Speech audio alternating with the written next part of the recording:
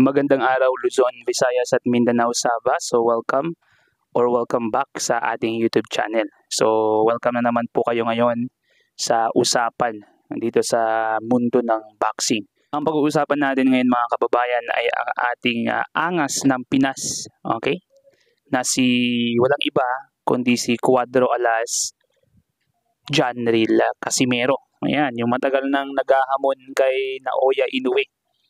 Ilang taon nang nakakalipas simula nung hinahamon niya, sinimulan niyang tawagin na Japanese monster or Japanese turtle itong si Naoya Inoue. So, alam nyo mga kababayan, itong si Janril Casimero po kasi ay matagal nang naghahanap ng laban. So parang simula pa nung kay Saul Sanchez, wala pa siyang nagiging laban after nun. After na in-knock out niya si Saul Sanchez sa round 1. Dahil sa tindi ng kamao din naman itong si Janril Casimero, ang ating angas ng Pinas. So ngayon, may magandang balita sa kanya dito sa A3 Boxing TV. Sinabi dito, Casimero pumirma sa Kameda Promotion Japan. Okay, wala na siguro silang masabi. Yan, may promoter na, takbo. Okay? Casimero at Kameda Promotion. So, ibig sabihin, pag sinabing promotion, mga kababayan, ito po ay isang organization or isang boxing promotion na kung saan yung isang manlalaro ng boxing, sa sports ng boxing, ay sila na mismo ang magpo-promote. Imagine po, Kameda Promotion Japan. So wala pa po tayong gaanong alam tungkol sa promotion na ito. Okay? Galing po si Janril Casimero sa MP Promotion or Manny Pacquiao Promotion. At dito na po siya ngayon sa Kameda Promotion Japan. So pag sinabing Japan mga kababayan, syempre mahusay po yan sa pagpo-promote ng mga tao. So hopefully mga kababayan, nahanap na ni Janril Casimero ang tunay na promotion na magpapaingay sa kanyang pangalan sa mundo ng boxing muli. Okay, dahil alam naman po natin mga kababayan na ang kamao ng isang Janril Casimero ay talagang napakahusay at napakatindi rin po. So ito nga po ay pinangalawahan ng KB Sports Facebook page na sinabi dito, breaking news, Janril Casimero has officially signed a contract with 3150 by Lash Bomo, a known Japanese boxing promotion. So ito po yung specific na pangalan ng promotion na ito, 3150, okay, times Lash Bomo, a known Japanese boxing promotion. Another big move for the Filipino champ as he sets his sights on new battles and opportunities abroad. Let's support Casimero in this new chapter of his boxing career.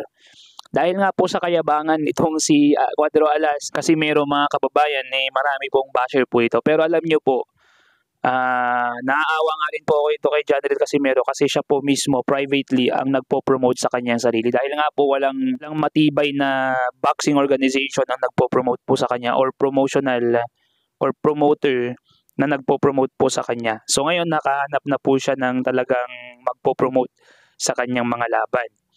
At dito nga po sa nangyari nakaraan na laban ng ilan sa mga Filipino fighters po natin na tinalo ni Pierce, sinabi po naman dito kaugnay po dito, Maki Base TV Facebook page naman po ang nagsabi. Sabi po ni Janril Casimero, dahil po of course alam naman natin na kakambal na ni Angas ng Pinas ang pagiging maangas. Kaya nga siya tinawag na Angas ng Pinas, di ba? Sinabi po dito, easy work daw si Pierce, mga lods. Paldo daw, matik. So, ito pong si Pierce, ito yung kasalukuyang naghahamon kay Cuadro Alas at hinahamon din siya ni Cuadro Alas. At ito rin po yung sinabihan ni Cuadro Alas na iiyak po itong si Pierce sa lona kung sakaling sila ay maglaban dalawa. Gayon din naman po ang sinabi pabalik ni Pierce sa kanya na maaaring ma-knockout or hindi naman maaari. Sinabi niya mismo na ina-knockout niya si Janril Cuadro Alas Casimero. So, hopefully, ito na yung next na maging laban ni Janril Casimero kasi inactive ng ilang taon itong ating angas ng Pinas. Almost or over a year na rin siyang inactive sa boxing. So kailangan niya may makalaban para maging maayos po yung karera niya pa rin sa boxing at hindi siya mapag-iwanan. Sayang naman yung galing niya, no?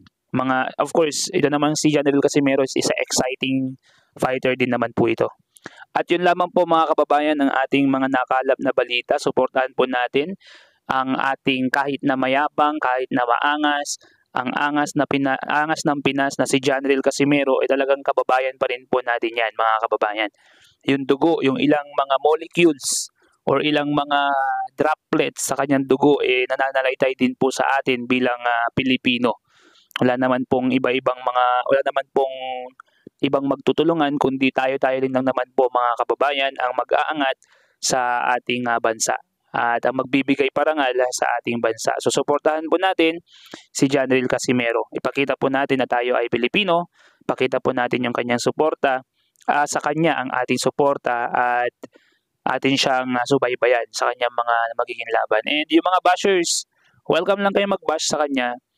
Pero sabihin niyo lang po yung totoo mga kababayan. So once again, kung gusto po ninyong kumita pala ng pera no sa pamamagitan naman po ng inyong cellphone at ng inyong internet, meron po tayong offer diyan sa baba. I-click niyo lang po yung link diyan sa ating description box, no? So hopefully mag-subscribe po kayo ngayon dito sa ating channel at paki-like na rin po ang video na to. This is Pilipinas News Channel. Peace out.